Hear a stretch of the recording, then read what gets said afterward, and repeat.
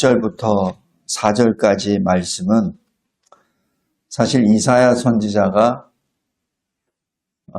예루살렘이 멸망하기 한 150년 전부터 이 예언을 하기 시작했고, 이 60장은 대략 한 120년에서 100년 전 그 어간에 예언을 한 내용입니다. 그래서 이 당시만 하더라도 예루살렘이 무슨 위험이 있거나 함락을 당하거나 그런 일은 없었습니다. 그런데 이 이사야 선지자에게 들리는 그 하나님의 말씀은 여기 잘 보시면 3절에 나라들이 너의 빛으로 왕들은 비치는 너의 광명으로 나오리라. 4절에 눈을 들어 사방을 보라 무리가 다 모여 너에게로 오느니라.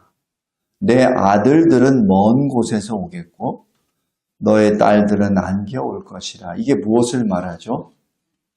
흩어질 것이라는 얘기입니다. 흩어졌다가 나중에 너의 아들들이 돌아올 것이다. 너의 딸들이 안겨서 올 것이다 라는 말씀입니다. 그러니까 지금 당장은 흩어지지 않았어요. 지금 당장은 멀쩡한 나라예요. 그런데 100여 년 후에 너희들은 처참하게 포로로 끌려갈 것이다. 온 세상으로 흩어질 것이다. 그리고 나중에 다시 돌아오리라. 지금 이 말씀은 그러니까 약 대략 200년 후의 모습을 말씀하는 겁니다. 그리고 이 이사야 선지자의 이 말씀이 그대로 예수님이 또 받아서 설교하신 내용도 됩니다. 오늘은 특별히 60장 1절, 2절 말씀을 중점적으로 보겠습니다. 특별히 1절, 일어나라. 왜 일어나라 그러죠? 윤재, 일어나라. 왜, 언제 일어나라라고 엄마가 얘기해? 아침에, 그치? 아침에 윤재가 누워서 자고 있을 때, 그치? 아니면은 아이패드 가지고 게임하고 있을 때, 그치? 그때 어떻게 해? 방바닥에 붙어서 계속 거기 뭔가 하고 있지, 그치? 아니면 자고 있든지. 학교에 가야 되는데, 그치? 머리가 아프니? 그러니까 지금 일어나라라고 하는 그 말씀을 왜 하냐면은 누워 있으니까, 앉아 있으니까. 지금 일어나야 될 때인데, 일어나야 될 때인데 안 일어나니까 일어나라라고 그러죠. 그죠? 그 다음에 빛을 발하라는 것은 왜 발하라죠? 지금 빛이 있는데 빛을 지금 덮고 있어요. 자기가 등불을 들고 있으면서도 등불을 있는지도 몰라. 그냥 뭘 덮고 있어 계속. 이불을 덮고 있다고 자기 빛이. 그러니까 빛이 있는 사람과 없는 사람하고 구분이 안 되죠. 오늘 여기 60장 1절 말씀을 보면은 언뜻 보면은 굉장히 힘 있는 말씀 같은데 근데 실질적으로 우리 삶 속으로 딱 들어가서 적용을 해보면은 내가 지금 침대에서 뒹굴뒹굴 하고 있어요. 그리고 하나님이 주시는 그 등불, 그 빛을 어디 저기 침대 밑에다가 쑤셔 박아놓고 어디에 있는지도 모르고 그냥 있는 상태를 말합니다. 그래서 이 시편, 이사야 60편은 굉장히 우리를 흔들어 깨우는 말씀이에요. 그런데 그것이 실은 은혜의 말씀입니다. 여기 설교약 잠깐 보세요.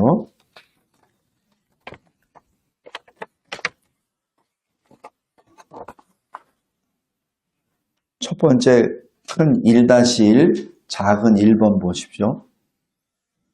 여기 보면은 어둠이 땅을 덮을 것이며 이건 60장 2절의 말씀을 제가 그대로 인용한 겁니다. 어둠이 땅을 덮을 것이며 캄캄함이 만민을 가리려니와. 여기서 히브리 원어를 보면 처음 어둠은 그냥 어두운 겁니다. 그러나 뒤에 캄캄함은 굉장히 어두운 겁니다. 세상은 어두워요. 근데 뭐가 더 어둡냐면 사람의 마음이 더 어둡습니다.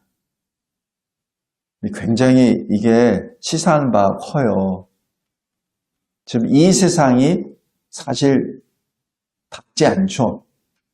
근데 더 안 밝은 거는 사람의 마음입니다. 그래서 아무리 무슨 얘기를 해도 벽창오고 아무리 흔들어 깨워도 일어날 줄을 몰라요. 아무리 당신 이대로 하면은 당신 죽어. 그래도 몰라. 뻔히 아는데 이대로 하면은 나라가 망해요. 그래도 뭐가? 그러면서 가요. 이대로 가면은 당신 낭떠러지에 죽어. 그래도 가. 세상은 캄캄하고 어둡고 그런데 사람의 마음은 더 캄캄합니다. 더 어둡습니다. 그것을 고린도후서 4장 4절에 이렇게 기록합니다. 이 세상의 신이 믿지 아니하는 자들의 마음을 혼미하게 하여 그리스도의 영광의 복음의 광채가 비치지 못하게 하느니라. 여기서 혼미하게 한다는 것이 블라인드를 쳐버린다는 얘기입니다. 딱 이게 뭐 내려버린다는 얘기예요. 차단을 딱 시켜버린다는 얘기입니다. 그러니까 광채, 복음의 광채, 그 빛이 통과가 안 되죠. 내려버리니까. 셔터를 내려버리니까. 그러니까 인간의 마음이 그렇다는 얘기입니다. 어느 인간? 불신자의 마음이. 성도 여러분, 근데 이 시대는 소위 믿는다고 하는 사람들의 마음도 그렇게 차단이 돼버렸습니다. 공산주의 사상으로, 동성애의 어떤 그 유혹으로, 아니면 다른 자기 자신의 탐심으로 인하여 다 내려져 버렸어요. 그러니까 복음의 빛을 비춰도 그게 다 차단이 돼버려요. 그게 참 안타까운 시대에 우리가 살고 있습니다. 그런데 여기 잘 보세요. 60장 1절에 일어나라 빛을 발하라 했는데 왜냐하면 너의 빛이 이르렀고, 그죠? 너의 빛이 도착했다고 말씀합니다. 여호와의 영광이 너희 위에 임하였다라는 뜻이죠. 여기서 너의 빛이 뭐라는 얘기입니까? 바로 하나님의 영광이라는 얘기입니다. 하나님의 영광이 너의 빛이 됐어. 그 얘기는 뭐예요? 하나님이 너에게 하나님의 영광을 주었어. 그래서 그 영광의 빛이 지금 네 머리 위에 있다고. 지금 그래서 빛을 발하라는 얘기입니다. 이게 엄청난 거예요.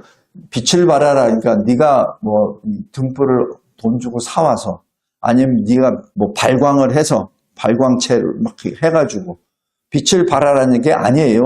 이미 네 위에 여호와의 영광이 임했어. 그리고 하나님이 너에게 그 영광을 주셨어. 그러니까 너는 그냥 그 받은 거를 비추기만 하면 돼. 지금 그 뜻입니다. 지금 그것이 59장 21절에 언급이 돼요. 59장 28-8입니다. 여호와께서 이르시되 내가 그들과 세운 나의 언약이 이러하니 곧 너희 위에 있는 나의 영, 너의 입에 둔 나의 말이 이제부터 영원토록 너희 입에서와 너희 후손의 입에서와 너희 후손의 후손의 입에서 떠나지 아니하리라 하시니라.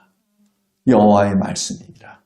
성도 여러분, 지금 여호와의 영광, 하나님의 영광이 우리에게 임했다는 얘기입니다. 어떻게? 하나님의 영이 나에게, 하나님의 말씀이 내 입속에, 그뿐만 아니라 내 아들딸에게, 내 아들딸의 아들딸들에게, 그 아들딸들의 아들딸들에게 영원토록 임했다라는 얘기예요.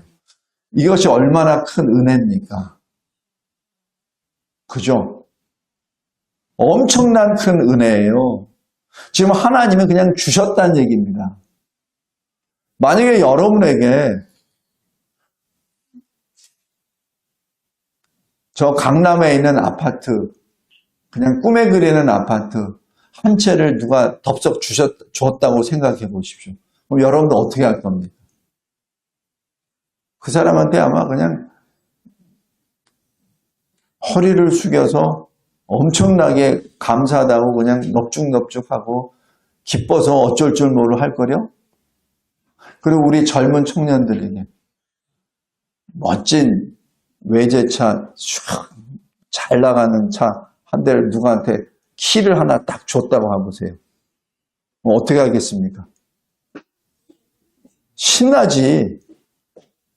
그죠? 엄청나죠? 그런데 지금 하나님이 하나님의 성령을 주셨다는 겁니다. 이 세상을 창조하신 그 말씀을 주셨다고 합니다. 그러면 여러분은 반응이 어떻게 하겠습니까? 할렐루야죠. 그냥 막 뛰고 난리가 났겠죠. 성도 여러분, 그런데 여기 59장 21절과 60장 1절 사이에 뭔가 문제가 있어요. 근데 왜 누워있죠? 근데 왜 자고 있죠? 하나님께서 성령을 주셨고 하나님께서 창조의 말씀을 주셨는데 왜 죄송합니다. 뒤집어 자고 있냐? 이상하지 않아요? 59장 21절과 60장 1절 사이에 커다란 갭이 있습니다. 우리는 이때 진정으로 감사하고 하나님께 엎드려야 됩니다. 성도 여러분, 우리 이렇게 봉투에다 이렇게 막 적었잖아요. 기도 제목, 서원 제목 적죠? 하나님이 몰라서 여기다 적은 거 아니에요. 하나님은 우리가 적을 때 이미 다 아세요. 아니, 적기도 전에 아세요. 그런데 왜 이걸 요구하시죠? 여러분이 기도하고 저에게 주면은 제가 1년 동안 이거 보면서 기도하잖아요. 제가 기억을 하니까 이거 없어도 항상 누구를 위해서 기도할 때는 그 기도 제목까지 계속 기도하죠. 그래서 적어서 내달라는 겁니다. 하나님은 다 아세요. 그런데 하나님은 기도하기를 원하십니다. 왜냐하면 기도한 다음에 하나님이 해주셔야 하나님의 사람으로서 감사가 나오고 경배가 나오거든요. 만약에 기도도 안 했는데 만약에 해주시면 어떻게 하죠? 하나님 안 찾죠. 그죠? 안 찾아요. 하나님께 기도 안 합니다. 그래서 기도하라고 하는 겁니다. 바디메오, 그때 뭐라고 하죠? 주여, 내가 보기를 원하나이다. 뭐 딴 거 필요 없어요. 내가 지금 동안 무슨 일생을 어떻게 서럽게 살아왔고 내가 얼마나 답답하게 살아왔고 했다고 얘기를 안 합니다. 아무 얘기 안 해요. 그냥 주님께 내가 보기를 원하나이다. 믿음대로 될지어다. 그죠? 바로 그겁니다. 그러니까 우리가 하나님께 간구하는 것은 바로 그거예요. 그리고 하나님은 그런 우리를 지금 기다리고 계십니다.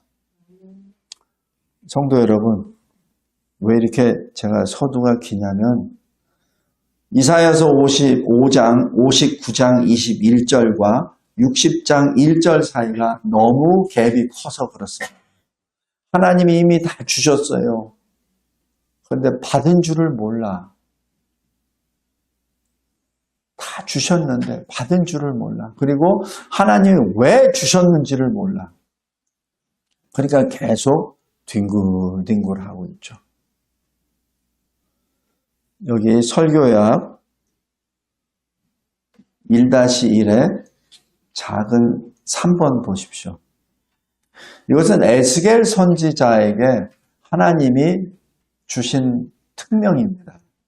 에스겔 선지자는 이사야 선지자보다 약 100년 후의 사람이에요. 그래서 에스겔 선지자는 실제 바벨론을 끌려갑니다. 제사장이거든요. 아버지가 제사장이기 때문에 가만히 있어도 제사장이에요. 그런데 끌려가요. 그래서 바벨론으로 끌려간 상태에서 선지자로 소명을 받습니다. 그래서 끌려간 사람이 하나님으로부터 말씀을 받고 선지자 역할을 해요. 근데 그 중에서 에스겔 37장에 보면은 하나님께서 에스겔을 머리채를 들어요. 이렇게 꼭 그 표현이 그렇습니다. 지금 여기 시간상 제가 안 하는데 한번 찾아서 보세요. 37장에 보면은 머리를 들어서 쭉 들고 가버려요. 그러다가 저기 골짜기에다가 딱 내려놓습니다. 뭐가 보이느냐? 뼈가 보입니다. 수많은 뼈들이. 주님이 그러시죠. 이들이 살겠느냐? 주님이 아시오리나이다. 대언하라. 여기서 대언하라는 얘기는 나비라는 말로 선지자로 선포하라는 얘기입니다. 그 다음에 생기에게 명령하여 그들을 일으키라라고 말씀합니다. 근데 생기는 히브리 말로 성령을 말합니다. 그래서 에스겔이 말씀과 성령으로 그 마른 뼈들이 촉촉촉촉촉촉촉 이어지고 거죽이 붙고 살이 붙고 사람이 돼요. 거기다가 성령으로 생기를 불어넣어라 이렇게 딱 하고 난 다음에 거기에 영이 들어가니까 어떻게 되냐면 지극히 큰 군대더라라고 나옵니다. 성도 여러분, 왜 이런 일들을 에스겔 사람에게 명령하셨을까요? 그냥 하나님이 행하시면 될 터인데. 그게 제가 이 설교 준비하면서 제일 많이 씨름했던 겁니다. 하나님이 왜 사람을 들어서 그것을 시키셨을까? 그냥 하나님이 하시면 되는데. 에스겔을 통해서 하나님의 창조 역사와 부활의 역사를 직접 체험케 하십니다. 성도 여러분, 제가 아까 기도문에서 욥에 대해서 말씀드렸듯이 굉장히 오늘 설교는 굉장히 깊습니다.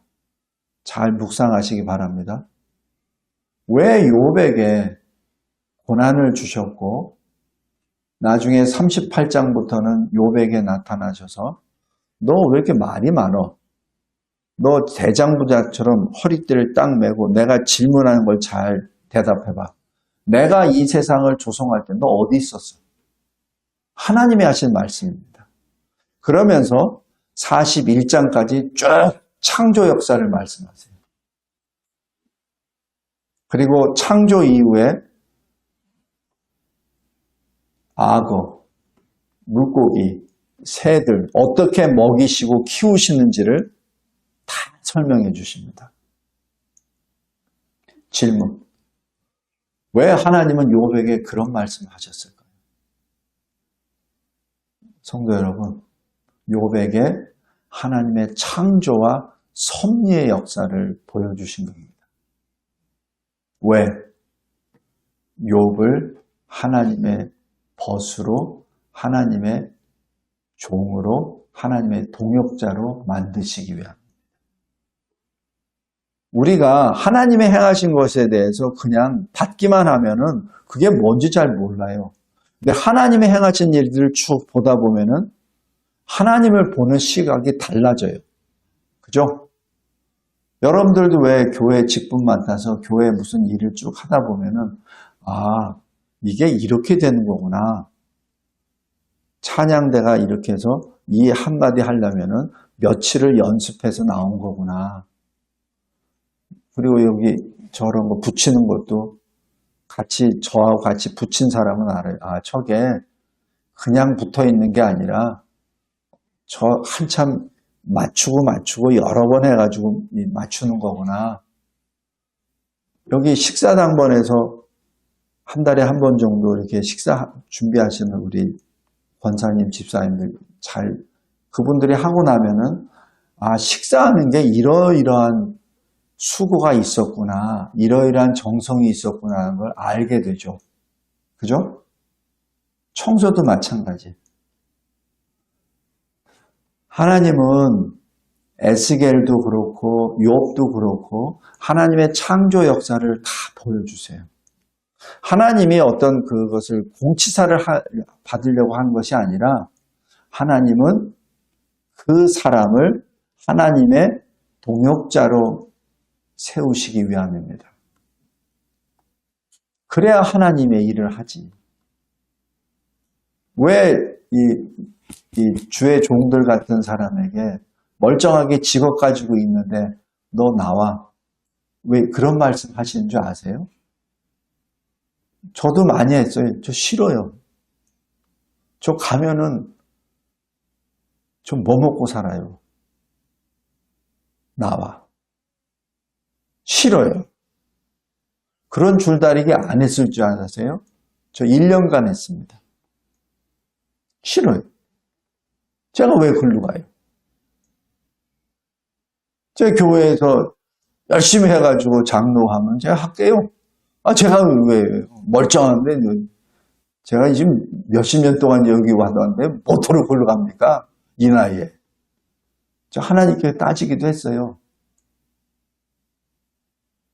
성도 여러분, 그런데 하나님은 그렇게 하시기를 원하십니다. 왜냐하면 그 과정을 지나가야 하나님의 마음을 이해해요.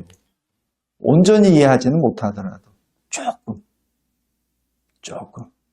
그래서 여러분들에게 자원 직분을 그렇게 제가 권유 드리는 것이 거기에 있습니다. 사실 여기 자원 직분자들 없어도 교회는 움직여요. 오히려 더 잘 돌아가요.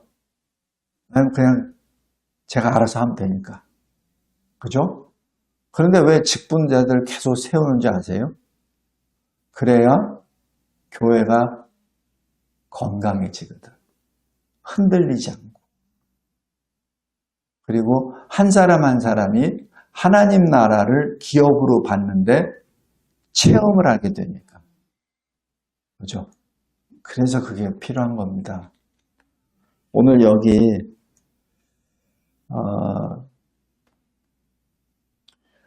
에스겔도 그렇고 욥도 그렇고 그 과정을 통해서 하나님을 어떻게 고백하냐면 욥이 주님, 내가 지금까지는 주님을 귀로만 들었습니다. 이제는 눈으로 배우나이다. 눈으로 다 보여주셨거든요. 욥기 38장부터 41장까지. 욥에게만 특별히 주신 은혜입니다. 왜? 37장까지 엄청난 환란이 있었잖아요. 욥에게. 그죠? 모두가 다 사라져버렸잖아요. 자기 온 몸도 다 욕창이 나가서 머리부터 발끝까지 성한 거 없이 다 돼버렸잖아요.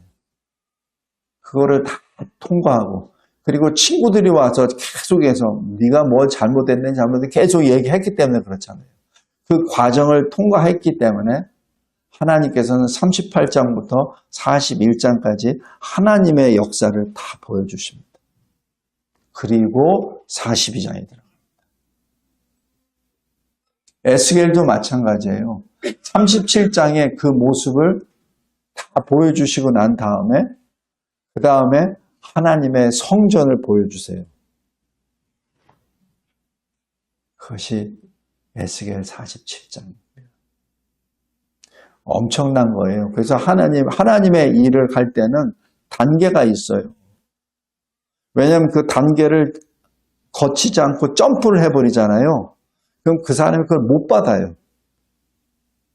못 받아요. 기절해버리든지 죽어버리든지 그래요. 받질 못해요. 그래서 단계별로 주십니다. 특별히 여기 요한복음 11절에 나사로가 죽죠. 그래서 주님이 뭐라고 하시죠? 나사로야, 뭐라고 합니까? 나오라. 나오라가 뭐가 합쳐진 거예요? 일어나라. 빛을 발하라. 그게 나오랍니다. 나와서 너의 위에 임한 빛을 나타내라. 그것이 나오라입니다. 그래서 나오잖아요. 다메섹 도상에서 사울이 예수의 제자들을 붙잡아 갈 때 어떻게 하죠? 그때 눈이 멀어버리죠. 주님이 빛으로 오셨잖아요. 눈이 멀어버리지. 그러니까 그때 뭐라고 하십니까? 여기 1-1의 작은 5번 사도행전 26장 12절부터 18절까지 잘 보세요. 일어나 너의 발로 서라. 이 사울이 3번 이 사건에 대해서 증언을 합니다. 3번. 그런데 유독 3번째 이 증언에서 이 말씀이 나와요. 왜 그런 줄 아세요? 3번 하면서 사울이 바울로 변화되면서 엄청난 시련을 받거든요. 교회를 많이 세우면서 선교지에 다니면서 10여 년 동안 엄청난 역사를 합니다. 아시아, 유럽 지역을 다 다니면서.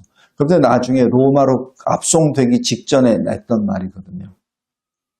그러니까 그 선교 사역을 쭉 하면서 다메섹 도상에서 나타나신 예수 그리스도에 대한 그 말씀이 더욱더 분명하게 확실하게 바울 사도를 흔들고 거예요. 그러니까 처음에는 간단하게 말씀하셨는데 그것을 이제 진행되면서 깨달은 거죠. 그래서 3번 똑같은 간증을 하는데 3번째 간증이 굉장히 구체적입니다. 그래서 제가 인용한 겁니다. 잘 보세요. 일어나 너의 발로 서라. 내가 너에게 나타난 것은 곧 네가 나를 본 일과 장차 너에게 나타날 일에 너로 종과 증인을 삼으려 함이니 이스라엘과 이방인들에게서 내가 너를 구원하여 그들에게 보내어 그 눈을 뜨고 어둠에서 빛으로 사탄의 권세에서 하나님께로 돌아오게 하고 죄사함과 나를 믿어 거룩하게 된 무리 가운데서 기업을 얻게 하리라. 사실 이 본문 말씀에 구원과 구원의 목적과 구원에 도달해야 될 모든 것이 다 기록되어 있습니다. 처음에는 사도행전 9장에는 이렇게까지 표현 못해요. 그냥 예수를 만난 다음에 어쩔 줄 몰라가지고 표현한 것밖에 없어요. 그러나 이것이 점점 구체화됩니다. 사역을 통해서 말씀을 전하면서 계속해서 주님이 주시는 그 한마디 한마디가 좀 더 깊어지는 거예요. 그래서 여기 26장에 이런 고백이 나옵니다. 오늘은 여기까지만 보겠습니다. 조금 있으면 10분 후면 2026년이 되기 때문에 성도 여러분, 오늘 이 시간에 꼭 기억해 두실 것은 이미 주의 영이 우리에게 임하셨습니다. 그리고 주님의 말씀을 우리가 이미 받았습니다. 신명기 30장에도 마찬가지예요. 지금 내가 너에게 말하는 거는 하늘 끝에서, 땅 끝에서, 바다 끝에서 뭐 가져와라는 거 아니야. 이미 네 손에 있어. 이미 네 마음에 있어. 그대로 행하라는 얘기야. 지금 그 말씀입니다. 지금 똑같은 말씀을 지금 하고 있어요. 성도 여러분, 하나님은 시간과 공간을 창조하신 분이에요.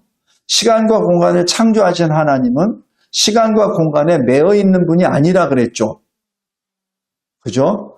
우리는 매여 있습니다. 그래서 우리에게는 과거, 현재, 미래가 있어서 상당히 복잡해. 그러나 하나님은 그것을 초월하신 분이기 때문에 모든 게 현재입니다. 모든 게. 그러니까 신명기에 기록되었을 때 하나님이 주셨다 그러면은 2000년 전에도 주셨고 지금도 이미 우리에게 주신 겁니다.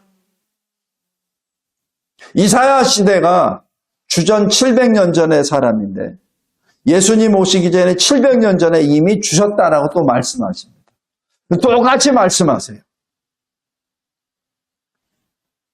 그 하나님이 우리의 하나님이십니다. 그리고 그 하나님이 우리에게 말씀하십니다. 내가 나의 영을 너에게 주었노라. 내 말씀을 너에게 주었노라. 너뿐만 아니라 너의 자녀들, 후손들, 그 후손들의 후손들에까지 영원토록. 하나님이 행하시는 것은 영원입니다. 하나님이 한 번 행하시는 것은 영원성입니다. 왜냐하면 시간의 개념이 없으세요. 그래서 하나님이십니다. 그래서 우리는 하나님의 피조물이고요. 그래서 그 하나님을 우리가 나의 하나님이라고 고백하는 것이 그것이 믿음입니다. 그것이 외적으로 표현하는 것이 세례를 받는 거예요. 오늘 일어나라. 빛을 발하라. 주님이 우리를 깨우십니다. 내 사랑하는 자야. 내가 너를 영원전부터 너를 사랑하고 내가 너를 택하였노라. 너는 내 것이니라.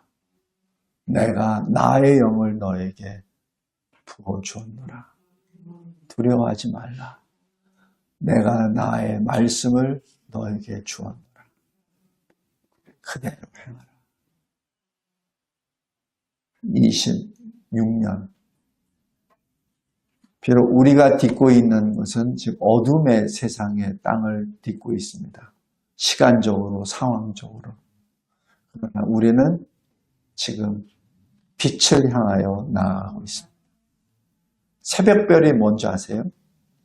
제가 이 기도 맨 마지막에 내 발은 이 어둠의 땅 위에 서 있고 내 눈은 새벽별을 봅니다. 우리 계시록 22장 보세요.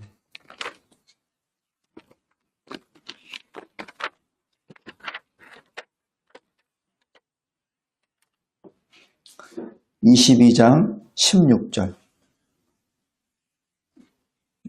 나 예수는 교회들을 위하여 내 사자를 보내어 이것들을 너희에게 증언하게 하였노라. 나는 다윗의 뿌리요 자손이니 곧 광명한 새벽별이라. 우리 눈을 어둠이 아니라 새벽별을 향하여 보며 나아갑시다. 하나님 감사하고 감사합니다. 2025년 모세의 심정으로 여호와의 영광을 내게 보이시옵소서 라는 말씀으로 시작하게 하신 주님이 1년 동안 주의 영광을 우리에게 보여주셨나이다.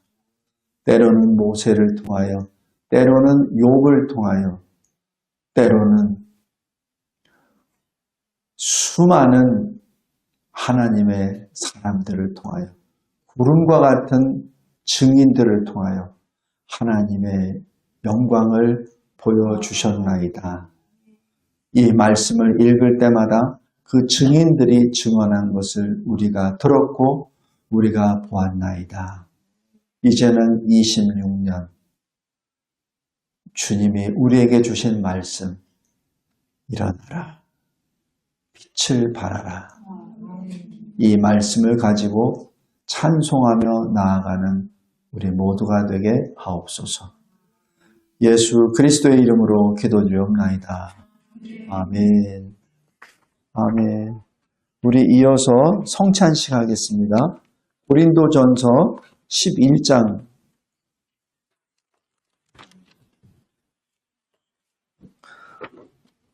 그리고 여기 주보에 뒤에 보면은 그리스도인의 삶에서 성찬식에 참여하는 성도들은 그리고 십계명 이렇게 다 기록되어 있습니다.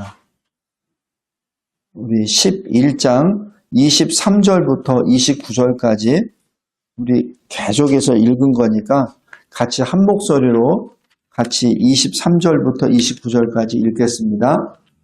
하나님 말씀입니다.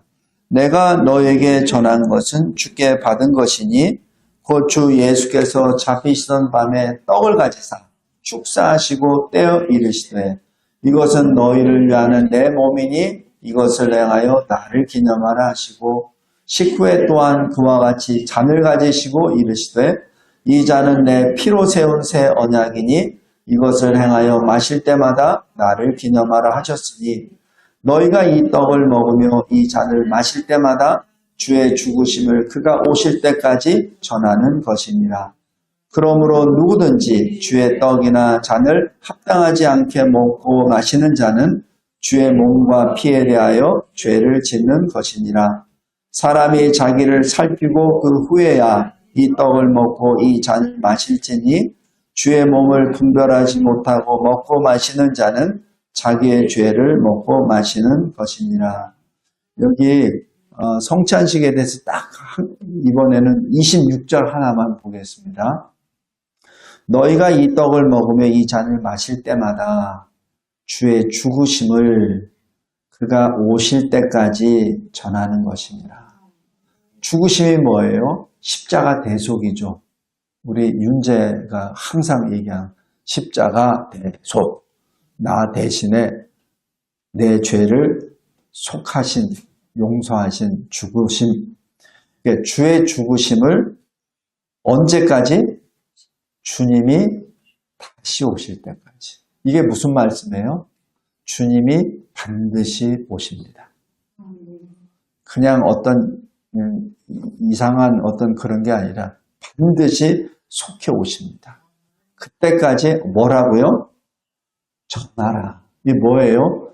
빛을 발하라. 너만 알고 있지 말고 전하라는 얘기입니다. 성찬식을 하고 난 다음에 그것을 아멘. 그걸로 끝나는 것이 아니라 전하라는 얘기예요. 언제까지? 주님 오실 때까지. 죽을 때까지라니. 우리가 죽을 때까지. 죽어야 주님을 만나지. 그죠? 성도 여러분, 그것이 성찬식입니다. 그래서 성찬식은 우리가 주님과 연합되어 있다는 것을 확증, 그리고 하는 그런 예배지만 또 하나는 내가 주님 오실 때까지 내가 전하겠습니다라는 서원의 예배이기도 합니다. 그래서 이 성찬식이 매우 중요합니다. 여러 가지 내용 중에서 오늘 그것만 보겠습니다. 우리 그리스도인의 삶, 여기 성찬식에 참여하는 성도들은 12가지 같이 읽겠습니다. 시작. 하나님을 경외하며 하나님만 바라본다. 대속물로 주신 주님의 몸을 기념하는 성찬식의 의미를 분명하게 이해한다. 그리스도의 고난과 죽으심을 자기 자신을 돌아본다. 자신이 범한 죄에 대하여 깊이 슬퍼한다. 그리스도를 사랑한다. 믿음으로 그리스도의 말씀에 창념한다. 그리스도를 신뢰한다. 그리스도의 사랑 안에서 기뻐한다. 그리스도의 은혜에 감사한다. 하나님의 언약을 다시 기억하며 그리스도께 헌신한다. 모든 성도들과 그리스도의 사랑을 나눈다. 그리고 십계명 같이 읽거나 외우겠습니다. 시작.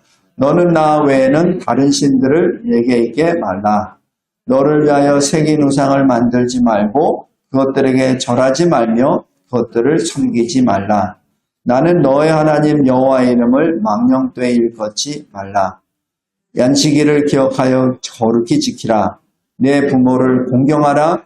살인하지 말라, 간음하지 말라, 도둑질하지 말라,